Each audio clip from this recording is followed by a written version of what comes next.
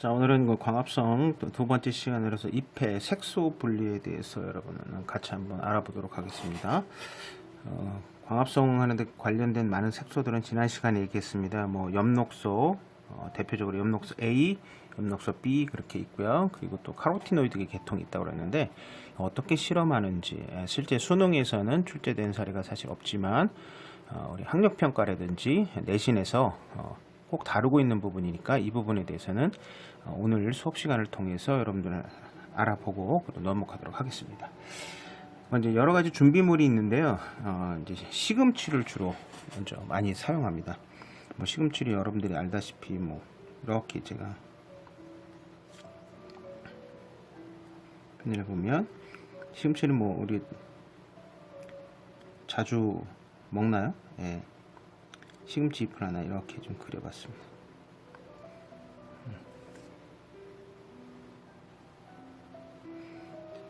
자, 시금치가 있어요.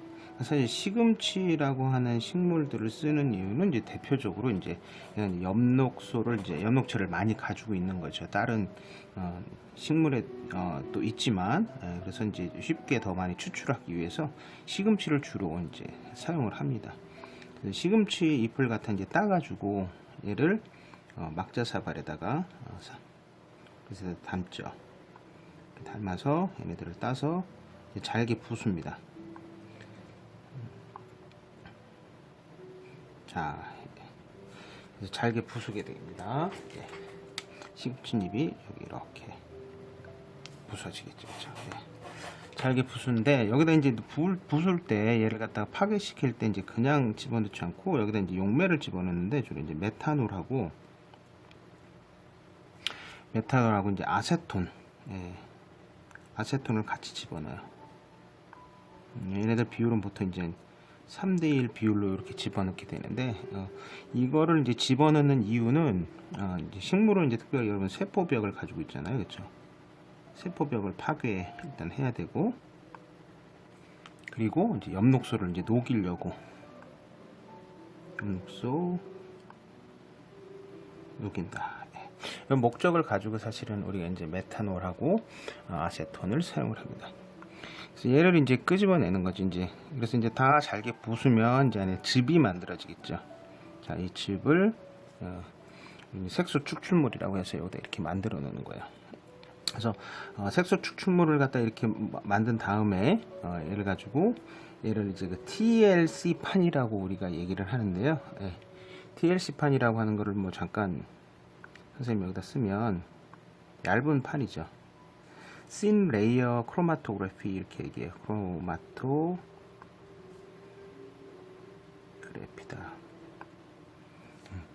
아니면 이제 종이 크로마토그래피를 써도 돼요. 이게 이제 실리카 겔이 흡착된 이제 얇은 판을 갖다 우리가 TLC 판이라고 이야기를 합니다. 그래서 요 추출물을 갖다가 이제 뭐 모세관이라든가 아니면 이쑤시개라든가 아니면 우리가 성냥개피 뭐 뒤에 면 같은 거로 가지고 여기다 이제 딱 찍는 거예요. 예. 주로 이제 여기다가 하나를 이제 각 찍는 거죠. 그렇죠? 예. 뭐 이쑤시개 이용하자고 합시다.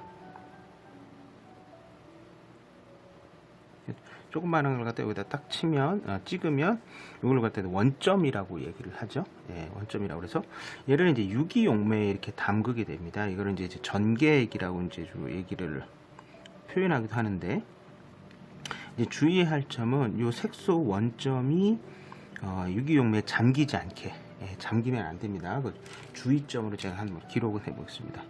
색소 원점이 잠기면 안 된다.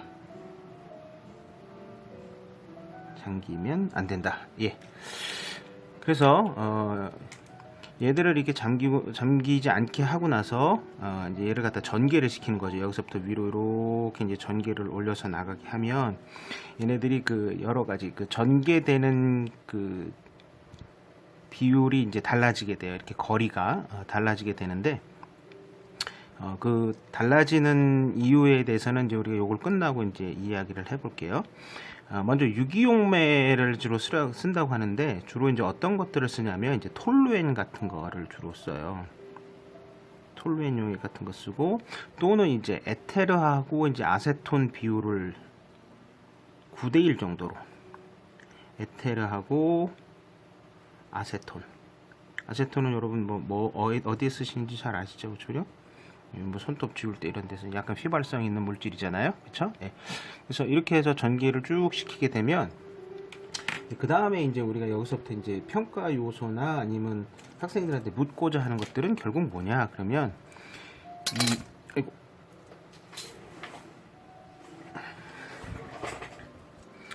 이 그 색소 원점부터 시작을 해가지고 용매전선 끝까지 여기 있잖아요. 우리 여기다 한번 써볼까요? 여기다가 이거를 이제 확대해서 표현을 해본 건데, 자 여기서부터 용매전선까지 여기가 이제 원점이라고 했습니다. 원점에서 이 부분까지 용매전선 끝까지. 그걸 우리가 이제 뭐 보통 이제 L이라고 합시다. L 거리를 얘기하는 거죠. 전체 거리가 있는데 예를 들어서 여기에 써 있는 것처럼 뭐 카로틴이다. 그럼 이제 여기까지 되겠죠, 그렇죠? 실제 색소가 이동한 거리, 색소까지 이동한 거리를 우리가 이제 보통 A라고 이렇게 표현합니다. 그래서 얼마만큼 이동됐냐라고 가는 걸 같이 이제 논하게 되는 겁니다.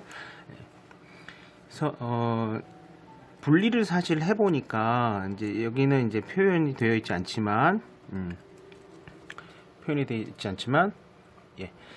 엽록소 B가 이제 제일 가까이에 이제 분리가 되고 그 다음에 이제 니은이 있고 그 다음에 기역, 그 다음에 카로틴 이렇게 있다라고 그랬어요. 실제 이제 분리를 해보면 이제 여기가 엽록소 A가 됩니다. A가 돼 있고 그 다음에 기역이라고 하는 부분에는 이제 잔토필 이렇게 있어요. 잔토필 이렇게 이제 분리가 돼서 나왔다. 이런 겁니다. 그래서 우리가 이들을 이제 색소 전개율이 얼마만큼 됐냐를 이야기할 때 색소 전개율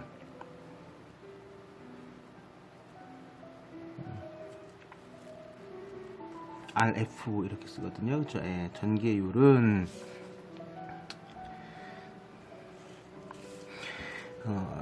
원점, 색소 원점부터 시작해서 색소 원점에서 용매정선까지의 거리다. 용매 거리. 우리 이제 L이라고 이야기를 했습니다. 그거에 대한 색소 원점부터 해서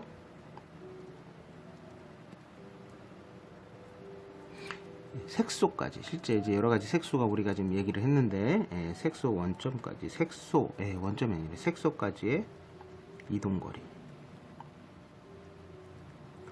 A. 이렇게 해서 이제 전개율을 이야기를 하게 됩니다. 자, 이제 전개율이 그럼 어떻게 되느냐, 누가 제일 크냐라는 이제 결론을 우리가 이제 뭐 여기 나와 있는 걸 가지고 이제 보면 색소 전개율은 누가 제일 큽니까? RF 값은 카로틴이 제일 크겠죠, 그렇죠?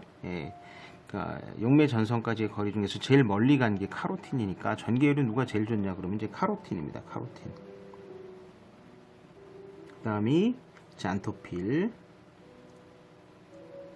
그리고 이제 많이 나오는 것 중에서 하나가 여기 제가 우리 니은이라고 써있는데 있죠. 여기는 엽록소 A입니다. 엽록소 A. 왜 엽록소 A가 중요하냐? 엽록소 A는 우리가 뭐라 그랬어요? 중심 색소라고 그랬어요. 지난 시간에 우리 엽록체 공부할 때 중심 색소라고 얘기를 했습니다. 그래서 이제 이렇게 해가지고 어디에 무슨 어떠한 엽록소가 있냐, 중심 색소는 도대체 이 네 개의 위치 중에 어디에 있냐, 이거를 주로 많이 물어보는데요. 이 부분에 대해서 하나 좀 더 알아보려고 이야기를 합니다. 그러니까 지금 엽록소 A는 제가 여러분 중심 색소라고 우리가 얘기를 했죠. 중심 색소는 니은 부위에 있는 거예요.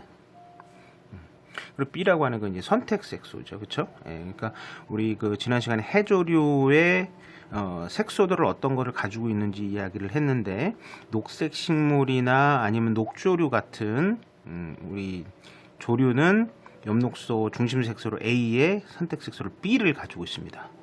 하지만 이제 갈조류 같은 경우에 C를 가지고 있고, 홍조류 같은 경우에는 D를 가지고 있죠. 이게 선택 색소이고, 그 나머지 이제 우리가 있는 것들을 우리가 보조 색소라고 그래요. 얘네들은 이제 선택 색소 이렇게 얘기를 하고요. 얘들은 이제 잔토필이나 이제 카로틴 같은 경우에는 보조색소라 그래요. 보조색소.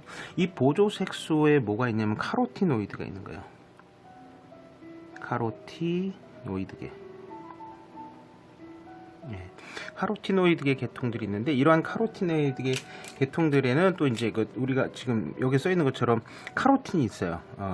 그러니까 이게 뭐 베타 카로틴인 거죠. 지난 시간에 얘기했지만 이제 파란색하고 이제 남색 계통을 주로 이제 흡수해서 얘네들은 우리 눈에는 주황색으로 주로 보이는데, 뭐 시각에 우리 시각 색소 중에 하나인 레티놀의 전구체라고 이제 말씀을 드렸어요. 그래서 이러한 카로티노이드계는 이제 우리가 조금 더 알아보면 베타 카로틴이 있고요. 그리고 지금 써 있는 것처럼 잔토필, 예전에는 크산토필 이렇게 얘기했어요. 잔토필. 이 외에 이제 눈하고 관련된 것 중에 루테인이라고 아마 여러분 들어보셨을 거예요. 예. 루테인.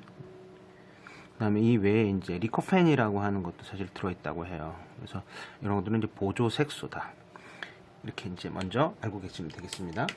그다음에 이제 중요한 것 중에 하나는 이제 가끔가다 이제 그 내신에서 이제 물어보는 것 내용인데요. 이제 계절에 따라서, 예.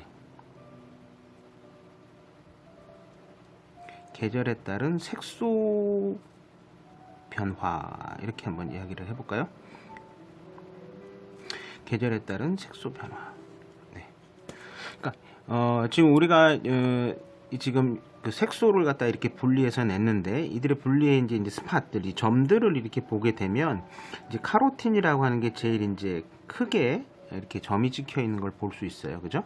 이런 것들은 이제 좀 작지요. 여기에 비하면 이게 이제 계절에 따라 달라지는 거예요. 그래서 이제 봄에서 여름 사이에 내가 식물을 채취를 해서 해가지고 이러한 색소 분리 크로마토그래피 실험을 하게 되면 엽록소 A, B가 이제 많고 보족 색소들이 적어요. 근데 이제 가을이 되면 단풍이 들기 시작하면서 기온이 내려가고 이제 물이 이제 부족하게 되고 빛의 세기도 줄어들게 되게 되면 이제 엽록소들이 이제 주로 줄어들게 되는 거죠. 그 대신에 이제 보조 색소들인 카로틴이나 잔토필들이 늘어나서 얘네들이 이제 두께가 이제 달라지게 됩니다. 예, 그래서 우리가 이렇게 한번 정리를 해보자. 가을이 됐다. 그러면 엽록소 A와 B가 감소된다. 감소되고 주로 이제 카로티노이드계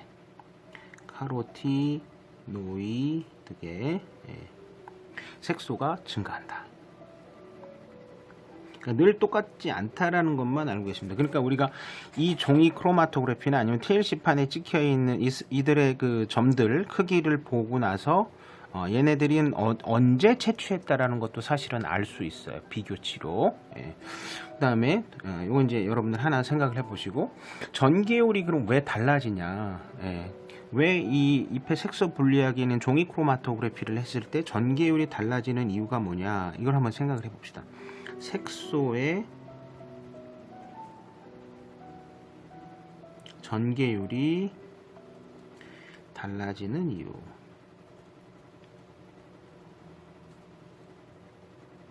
네. 색소의 전개율이 달라지는 이유는 예, 진행하겠습니다. 예. 첫 번째, 이 TLC판이라고 하는 건 아까 제가 얘기했어요. 흡착된 얇은판, 실리카 겔이라고 하는 게 여기 이제 붙어 있는 거예요. 실리카 겔이라고 하는 게 여기 이제 붙어 있는데, 여기 이제 잘 흡착이 되면 이제 전기율이 높아지는 거죠. 그렇죠? 예. TLC판의 흡착력의 차이다. 그런데 흡착이 잘 될수록 TLC판의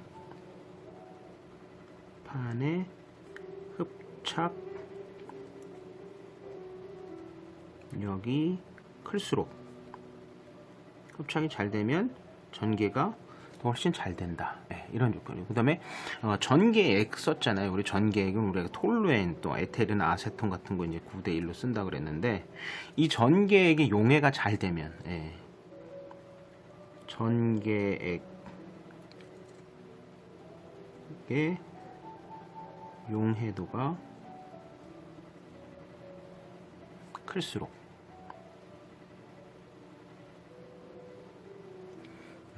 그 다음에 이제 세 번째, 이제 분자량이 작을수록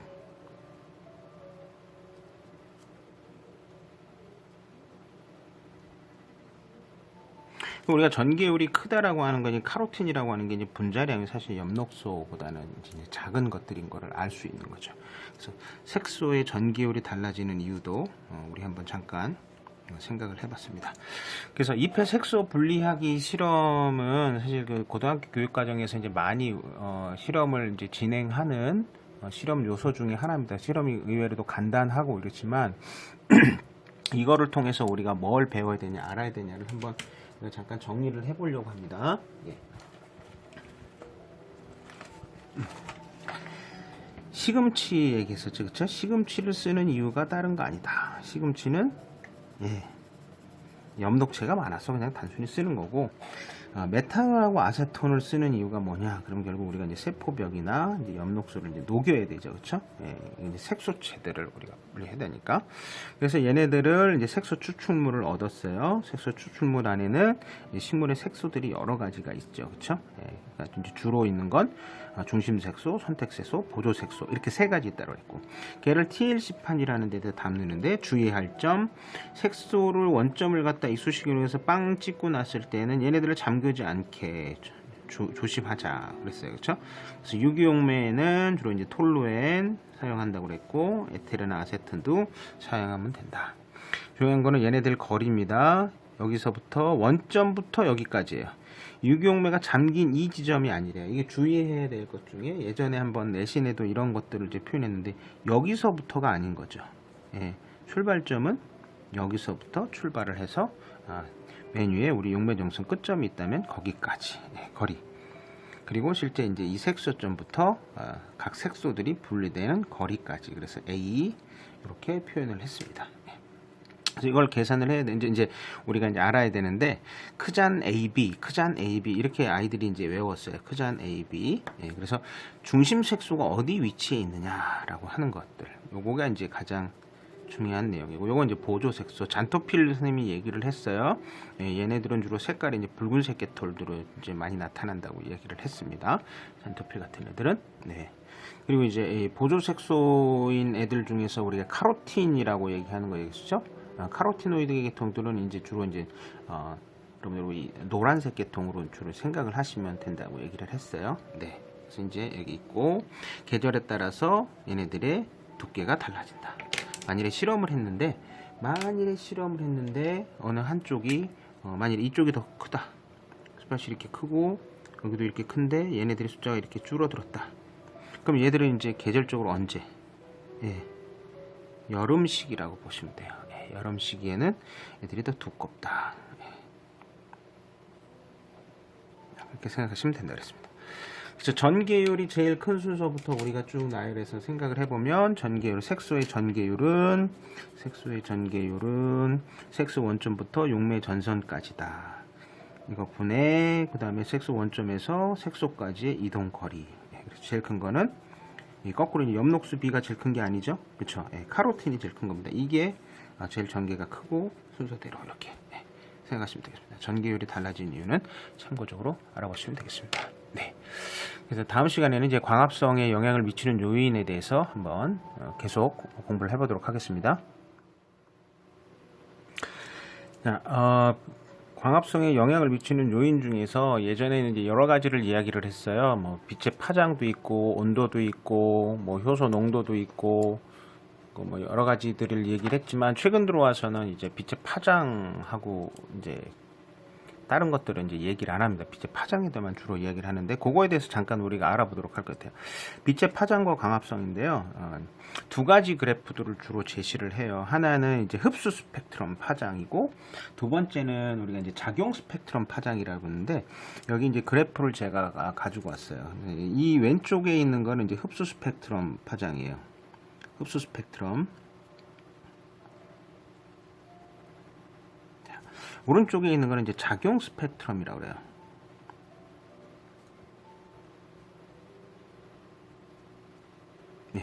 그럼 흡수 스펙트럼하고 작용 스펙트럼의 이제 차이점을 여러분들이 이제 알아야 되는데, 흡수 스펙트럼이라고 하는 건 말 그대로 이제 흡수하는 율이죠, 그렇죠? 그래서 광합성 색소들이 빛을 얼마만큼 흡수하는지를 이제 그래프로 나타내는 거예요. 그래서 여러분들 우리 광합성 색소들은 봤잖아요. 엽록소 A, 엽록소 B, 카로티노이드계 이렇게 해서 이제 보여줬어요.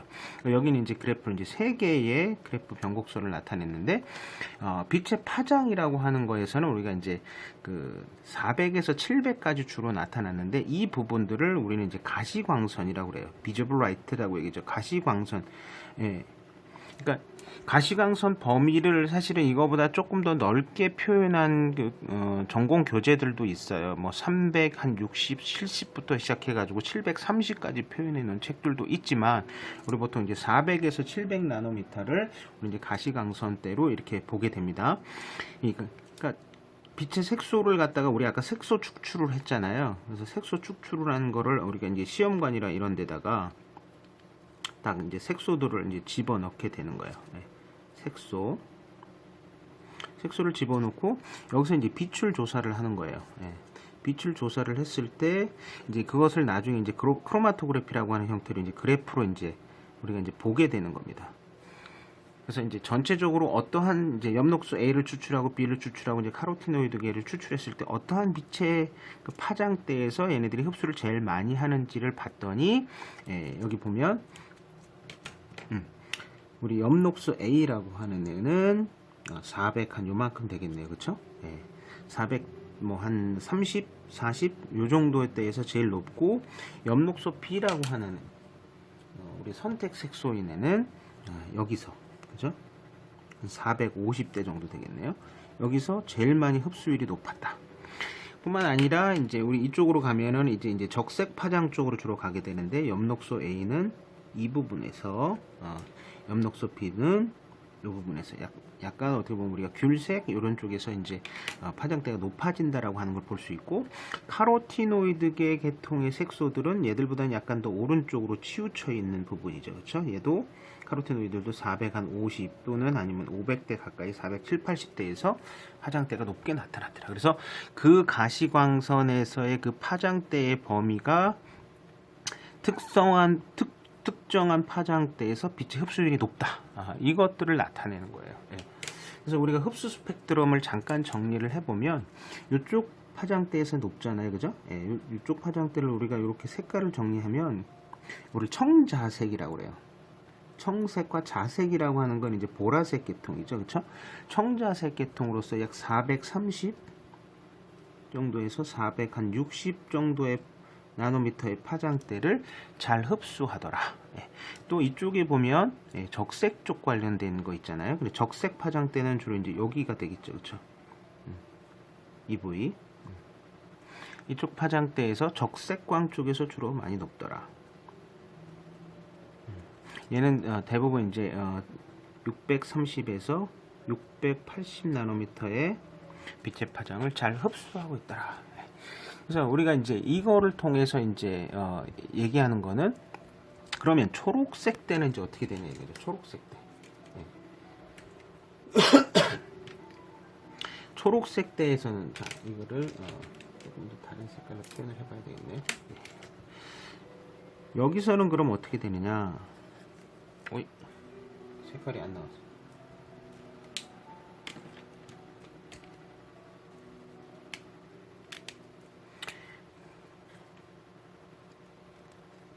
초록색은 얘는 어떻게 되는 거예요, 그렇죠? 얘들은 이제 대부분 이제 반사된다 말이죠. 초록색 파장대를 가지고 있는 550 나노미터의 빛의 파장대들은 흡수하지 않고 반사하거나 얘네들을 갖다가 그냥 통과시켜 버리는 거예요. 얘들은 반사 또는 통과. 그래서 이제 이 빛은 주로 이용하지 않는다라고 하는 거죠, 그렇죠? 그래서 중요한 거는 우리가 엽록소하고 AB는 엽록소 AB는 어느 파장대를 잘 하냐 그러면 청자색 그리고 적색광을 잘 흡수하더라. 이게 이제 실험을 통해서 이제 확인된 하나이고요. 두 번째로 이제 작용 스펙트럼이라고 하는 게 있어요. 작용 스펙트럼이라고 하는 거는 다른 게 아니라 빛의 파장에 따른 광합성 속도죠. 그죠? 파장에 따른 광합성 속도입니다.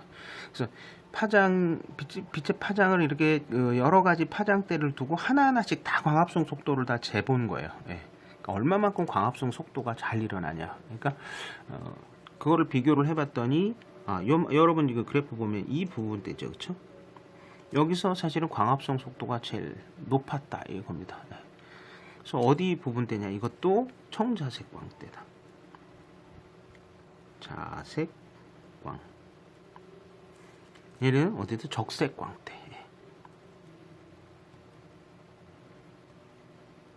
파장대를 갖다가 다 달리하면서 했더니 어디에서 광합성이 제일 잘 되냐 그랬더니 이 부분에서 제일 잘 돼서 흡수 스펙트럼하고 이렇게 오버랩 시켜서 내고 봐도 광합성이 잘 일어나는 파장대는 청자색광하고 적색광에서 광합성이 잘 일어난다라고 하는 게 이제 흡수 스펙트럼, 작용 스펙트럼에 대한 이야기입니다. 네. 그렇게 잠깐 이제 정리를 하면 됩니다. 어려운 내용은 없으니까 그것만 보시면 되겠고요. 그 다음에 하나 이제 우리가 생각해 볼 거는 요 밑에 이제 우리 엥겔만 실험이라고 하는 게 있어요. 엥겔만이라고 하는 독일의 과학자인데 1883년에 엥겔만이라고 하는 사람이 이제 실험한 내용들입니다. 그리고 이제 많이 이제 실험에 나와 있는 책에 교재에 많이 나와 있는 내용들인데요. 요 밑에 있는 거 보면 여기 이제 파장대를 이제 표현을 해놨어요. 여기 보면 이렇게 400에서 700 나노미터까지 파장돼 있고, 요건 이제 사상 조류라고. 얘가 이제 초록색 이렇게 되는 게 조류예요, 조류. LG. 이제 조류란 말이죠.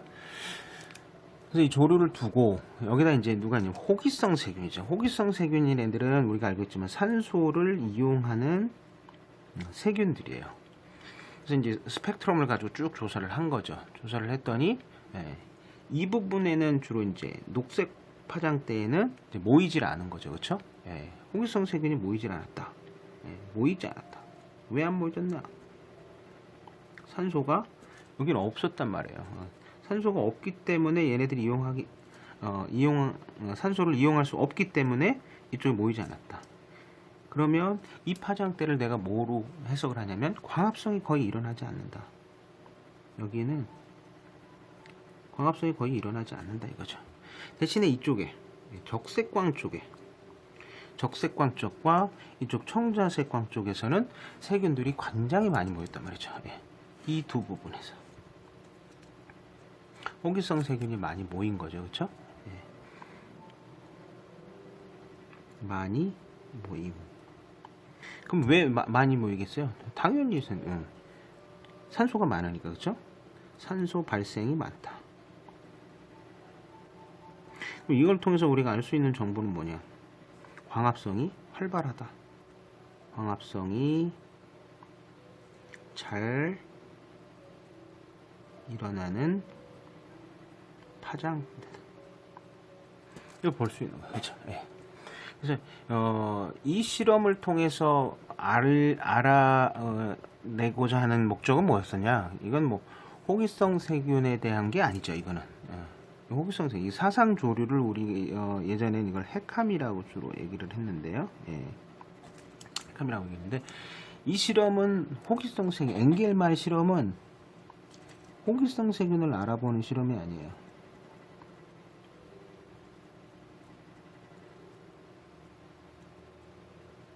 예전에는 재밌는 얘기들도 했어요. 뭐 예를 들어서 호기성 세균이 적색광 쪽, 적색광하고 청자색광이 많이 모이는 거는 호기성 세균은 녹색광을 싫어한다. 뭐 이런 얼토당토 않는 그런 보기도 나왔어요. 이 세균이 눈이 있는 게 아닌데, 그죠? 그런 보기도 나왔었고, 호기성 세균은 적색광과 그다음에 청자색광을 선호한다. 이런 얘기. 호기성 세균은 산소 발생을 이 실험을 통해서 알 수 있는 게 호기성 세균을 산소를 많이 이용하는 쪽에서 성장한다. 뭐 이런 쪽으로 이제 주체 자체를 호기성 세균으로 두었단 말이죠. 하지만 이 실험에 대한 내용은 이제 광합성에 대한 실험입니다. 그러니까 이 실험은 광합성 파장을 알아보기 위한 실험이지 얘가 호기성에 대한 건 아니란 말이죠. 그러니까 우리가 목적을 우리가 좀 정리를 하자면 이 실험은 광합성 파장. 네.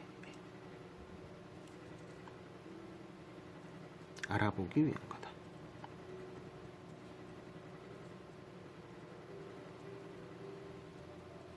이렇게 정리를 해볼 수가 있어요. 네. 그러니까 지금 우리가 광합성 파장과 빛의 파장과 광합성이라고 얘기를 했잖아요. 그러니까 이 내용들은 전체가 다 뭘 의미하는 거냐면 광합성이 잘 일어나는 빛의 파장대가 어디냐를 말하고자 하는 거예요. 그러니까 초록색은 잘 아니다. 그죠? 예, 초록색 계통 550나노미터 정도의 파장은 광합성이 잘 일어나지 않는다.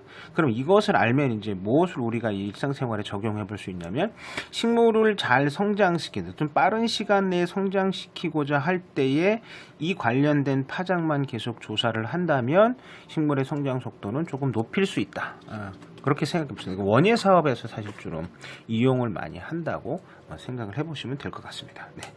그래서 우리 빛의 파장과 광합성에 대해서 우리 잠깐 알아봤습니다. 네.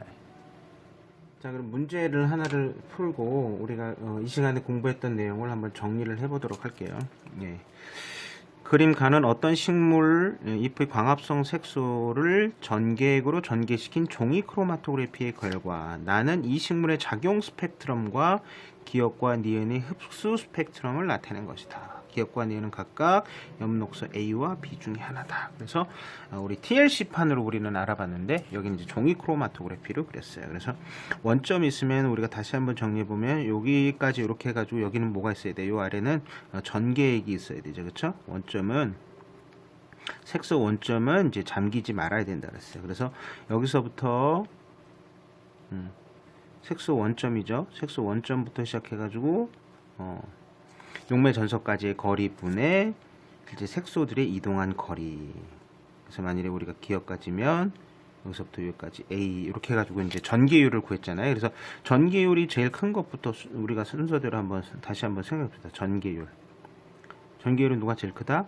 그렇죠. 카로틴이 제일 크고 그 다음에 잔토필이고 그 다음에 엽록소 뭐라 그랬죠? A, 그 다음에 엽록소 B 이렇게 순서가 될 거예요. 그죠? 예, 됐습니다. 그리고 이제 우리가 하나 더 생각을 해볼 수 있는 거는 제가 강조했던 거예요. 여기가 이제 A고 여기가 B인데 얘가 이제 중심 색소였어요. 중심 색소. 여기 중요한 거죠. 그렇죠? 중심 색소. 네. 다음에 이제 두 번째, 네 번째 그래프 봅시다. 여기 보면 이제 작용 스펙트럼은 이제 점선으로 그리고 흡수 스펙트럼은 실선으로 이렇게 표현을 해줬어요. 그죠? 네. 그래서 그림을 보면 작용 스펙트럼하고 이제 흡수 스펙트럼하고 거의 일치하고 있는데 뭐가 이제 그 엽록소 A고 뭐가 엽록소 B인지를 우리가 찾아봐야 되겠죠. 자, 그래서 요 A 기역 니은이 이제 사실 뭔지는 여러분들 정확하게 모를 수도 있어요. 예. 그러면 이제 순서대로 보면 이쪽이 이제 A가 되고 여기가 이제 B가 돼요. 여기 이제 기역 니은잖아요. 똑같이 그렇죠? 예. 그러니까 요걸 보고 이용을 할 수도 있지만 뭐 이거를 묻는 경우는 그렇게 많지 않습니다. 없습니다. 없다라고 보면 돼요. 예. 기역과 니은은 각각 A와 B다 이렇게 보시면 됩니다.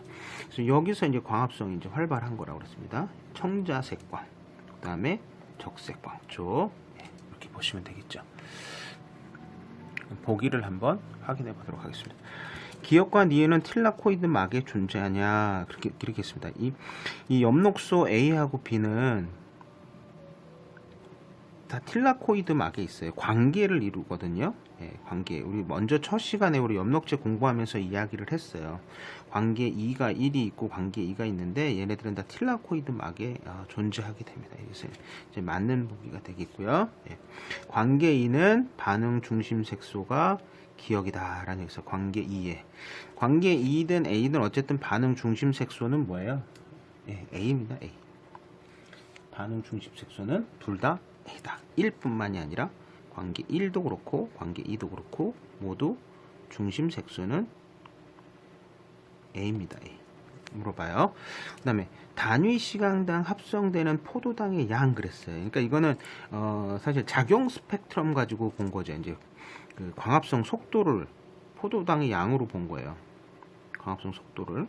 그거는 600나노미터보다 여기보다 450나노미터 때 여기가 훨씬 더 작용 스펙트럼의 값이 높은 거니까 많죠.